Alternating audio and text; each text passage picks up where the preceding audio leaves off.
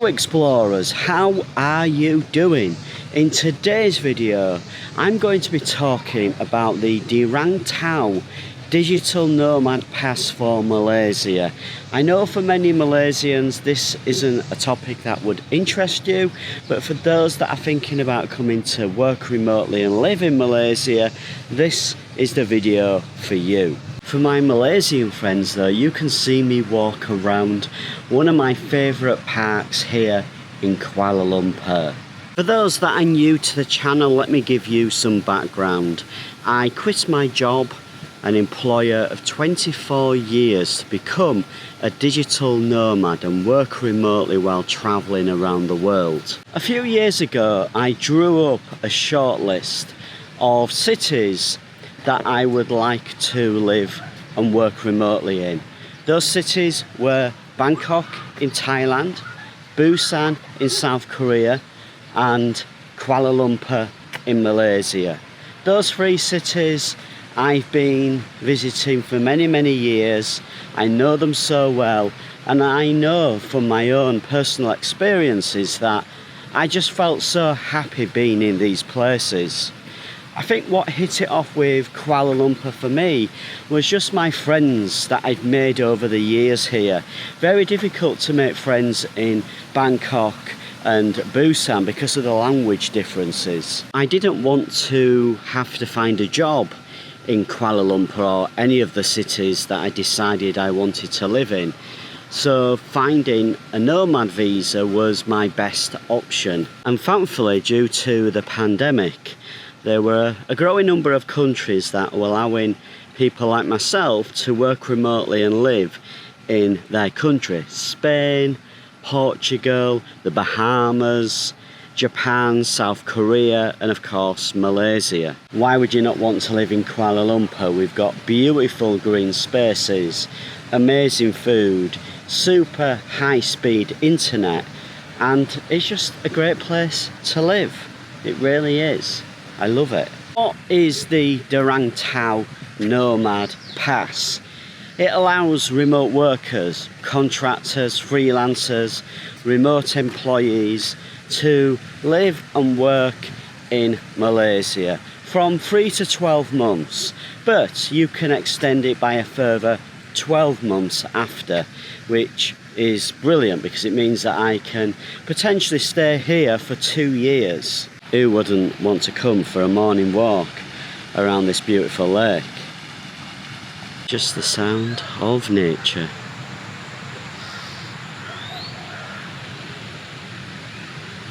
So, who does the Nomad visa apply to? Well, obviously you've got to work remotely, and there's two succinct groups. There's one which is IT field, which is like quality assurance lead, which is what I do, software development, digital marketing, graphic design, anything which is IT related comes into that group. And for those people you need to be making $24,000 US a year. Now, if you are not in the IT space but still work remotely, maybe you are a customer services manager or you are a project manager, then you fit into the second group, and that you have to earn $60,000 US a year.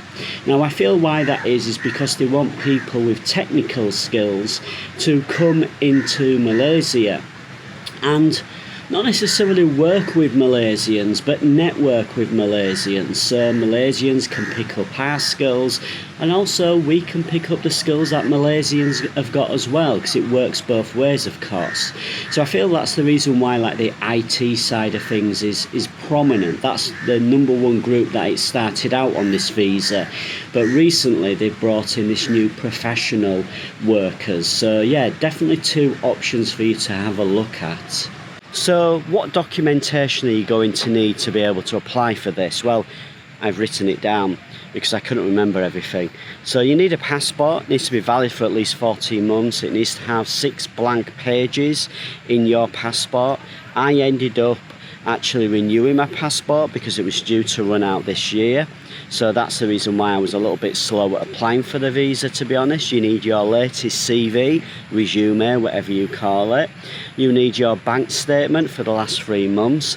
Actually, as I was going through the process, I was actually asked to give 12 months bank statements, so it's worth bearing that in mind as well. That might change. Income statements or pay slips for the last 3 months. Highest educational certificate. You didn't actually need that. I was worrying about that because, yeah, no idea where my certificates are. You know, it's been like 30 odd years since I was at school. A letter of good conduct. Now that's a criminal background vetting that you have to do. So you, in my case in the UK, I had to go and get that done online. I'll leave a link down in the description on where to go that if you are from the UK. What else? Let's have a look. Medical insurance, you don't need that straight away, but to actually get the final visa in your passport, you need to have medical insurance.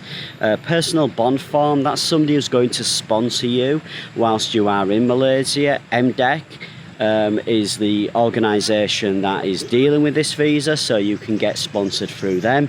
You have to pay, I'm not too sure the amount, I think it's 1,500 ringgit, something like that. But what I will do is I'll link to everything in the description for you to kind of get more information. There's a frequently asked questions. There's a lot of good information on the website. You might be wondering, how long does it take? On the website, officially, 6 to 8 weeks. But let me tell you, that is not the case. It's taken me 6 months, and I'm at the time of recording this video, I don't have the visa in my passport yet. I have to go to Cyberjaya to sort that out, hopefully this week. I'm on a special visa for 30 days to allow me to finalise everything. You can't come in on a tourist visa after the approval process, but we'll get into that in upcoming videos of this series. And this park goes on and on and on. Beautiful trees, lots of shade. I absolutely love this park. Trees all the way around us. But we are heading in this direction. Good thing about this visa is you can apply for it if you are an employee working remotely for a company, a freelancer if you've got a bunch of clients. You do need to prove though that you have work coming up. You probably need to look at getting some contracts with some of your clients for longer periods of time. And also if you're a contractor, then you can apply for the visa as well. Sound of water is so relaxing, along with the sounds of nature. And the occasional bike driving up the pedestrian path. My advice would be to be super organised in this process and make sure that you have all of your documentation before you even consider applying. For example, the criminal background vetting took about 2 weeks in the UK, and I had to of course get it delivered to a UK address, so I organised that whilst I was back home in the UK. You could potentially get it delivered internationally. You do have to pay a little bit more for that, but it's something to bear in mind if you're not going to be in your home country. But you do need that from where you are a resident. Now, as a digital nomad, you're always moving around. For me, it was just easy to do it through the UK. Less hassle, super easy, all online. Then what I did is I spoke with my employer, or the company that I was originally contracting for, and asked them for the information that I needed, which was my contract with an end date more than 12 months so that they don't give me the visa for less than that, and also making sure that I got a statement of all of my invoices that I processed. I downloaded all of my invoices just in case they needed that. I downloaded my bank statement and actually highlighted the entries from the company, the payments that I got from them, because of course there was lots of other payments and deductions on the bank account as well, so it just made it easier for them, I felt. Preparation is not necessarily just to make it easy for you, but it's also to make it easier for them. You give them as much information as you can, and that reduces the chances of them coming back to you asking for more information. So yes, rather than doing 3 months bank statements, I would definitely do a year. Isn't this just a beautiful part of Kuala Lumpur? This is in the Cheras area of the city. There's no public transport here. I will leave a link to it on Google Maps, you can go and check it out. But you can get a grab, it's very cheap to get here. And during the day, during the week, it's super quiet. More busier early in the morning or in the evening, and especially at the weekend. In the next video, I'm going to be doing a screencast of how to apply for the Nomad Pass. And I'm going to be sharing some tools with you. Like, one of them is you need to upload a photo of you, and it has to be a blue background and a specific type of blue, and there's an app that you can download to do that in seconds. Also, you need to do a lot of digital photocopying of documents like your passport, and there's an app for that as well. So in the next video, I'll go into the process in much more detail about the documentation and the steps you have to go through to submit an application. So yes, with this video series, which is going to be 4 parts, I'm going to spread it over the next month or so. I don't want to be doing videos on the series every single week. So the next series is probably going to be like middle of June, and I will dig deeper into it. But if in the meantime you have any more urgent pressing questions, then please do leave them down in the comments, because I would love to help those people that are thinking about moving to Malaysia as a digital nomad. I will talk about this in the next episode, but making sure that you regularly check your email and log into the dashboard is super important. That's like the portal dashboard where you submit your application, because you will get questions asked, and if you don't realise, because you don't check your email maybe once a month, then the process is going to be much slower. That's what's happened to me. And also check your spam inbox, because some of the emails do land there, so that's a tip as well. Wow, what a beautiful day. It's about 32 degrees centigrade at the moment, and as you can see, we've got blue sky and fluffy clouds. Beautiful. If you are still watching the video to this point, I suspect you are somebody who is genuinely interested in becoming a De Rantau Nomad Pass holder here in Malaysia. So what I've created is a membership community here on YouTube called the Nasi Lemak Gang. And on that membership, I'm going to be uploading videos just for you. I'm going to be answering questions about what it's like to live and work remotely in Malaysia. I'm going to be answering questions about the Nomad Pass application process and the pros and cons and the mistakes I made and lessons, which is also coming up in the free content as well. But I'm going to be really digging much deeper and helping those people who need specific advice, which of course takes time. I feel like the reason why I'm doing the membership is more because I know how much time it takes to answer people's questions, and I know there's probably going to be a lot of questions, and those people that are genuinely interested in the pass, I want to help them. So for my time, I'm just charging literally the lowest I can charge for a membership on YouTube. I love this space because there's so many places for you to sit down and relax. And just around here, there's an absolute ton of birds in a tree. I'm going to show you it. Stay watching the video. Come and live in Kuala Lumpur, and you've got so many parks. Now everybody talks about the botanical gardens and Titiwangsa Park, but there's a ton of neighbourhood parks just like this, and I'm going to be doing a lot of neighbourhood exploring, so keep a lookout on the channel for that. I'm going to be going to a neighbourhood which isn't really known as an expat neighbourhood, but I really believe it's got potential if you are looking to work remotely and live here in Kuala Lumpur. I would go as far to say that even if you were working for a company here in Kuala Lumpur, it would still be the perfect place.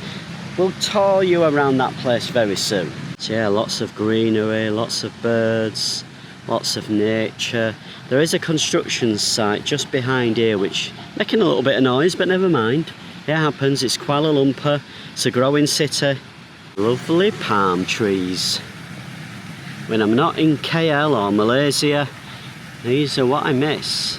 Sunshine and palm trees. And there's a little bit of wind, and I've not brought my microphone, so I hope there's no windy noise. But can you see all the birds here in this tree? Let's get a closer look. I can zoom in even more. Can you see them now? Wow. There's loads of them, all up in this tree. As I said though, loads of seated space where you can have a little picnic and sit next to the relaxing water and seeing the nature. If you are wanting to become a member of the Nasi Lemak gang, please do. These little emojis that I've created, and it's going to be a great community if you're looking to come and live and work remotely in Malaysia.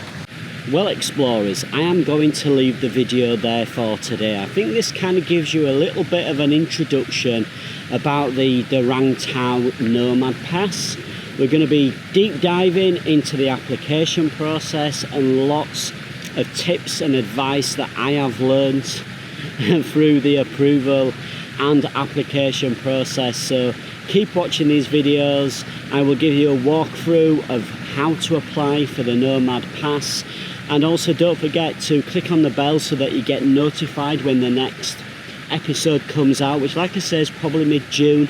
But before then, we've got a new video every Friday, which will be neighbourhood tours, day-to-day life here in Kuala Lumpur as an expat digital nomad, whatever you want to call me. And yes, lots of videos here from Kuala Lumpur. I am planning to do a little bit of travelling in Malaysia, so that will be coming up as well. So lots of exciting fun things coming up on this channel, and I hope you are enjoying the videos. Thank you so much for your support.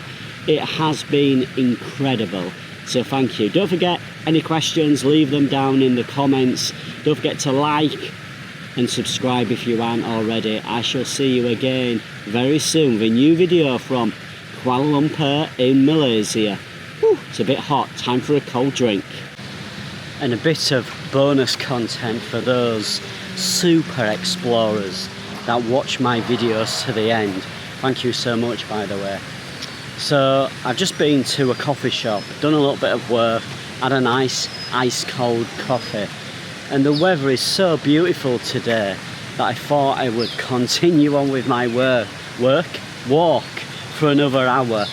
I've just done like an hour of work, and I just thought, oh, I need to get back out. The weather's beautiful today, the sounds of the birds and the nature. I just love the sounds of nature and the sounds of water. Yeah, you can hear the sirens in the background, but aside from that, I'm loving the nature and the relaxation. It's one of the things that I love about Kuala Lumpur and all over Malaysia. There are so many beautiful parks where you can stretch your legs. And of course, being a remote worker, I work in the evening mainly. So these places tend to be more popular in the evening. But during the day, I've got them to myself. There's nobody around here. I can't see another human around here at all. I feel like I've got the park to myself, and I love it. Yes, it's not the most connected park in Kuala Lumpur, but it is definitely one of my favourites, if not my favourite park, just because of all the seated spaces and the water. I've seen turtles in the lake, I've seen fishes, huge big fishes in the lake, and it's just so relaxing. Love it. You can see in the background there we've got the stadium. I think it's a football stadium, I'll have to see if there's any football going on there at some point. And you've got this beautiful lake, as you can see. Loads of greenery. I'm going to talk about this in one of the upcoming episodes, but since you're a super explorer, I've just had some good news. I received an email to pay my sponsorship bond. As part of this visa, you have to be sponsored. Now, if you know a company or an entrepreneur or business person in Malaysia that's prepared to sponsor you, then you can do that. But if you don't, then using MDEC as a sponsor will cost you 1,500 ringgits, which is about £260. And to finalise the visa, you have to pay that, which I've just done. So the next step really is going to Putrajaya, and I'm going to do a separate video on that and actually show you Putrajaya when I get there as well. So that's good news that we're finally getting to the end of this process. It's been a long process.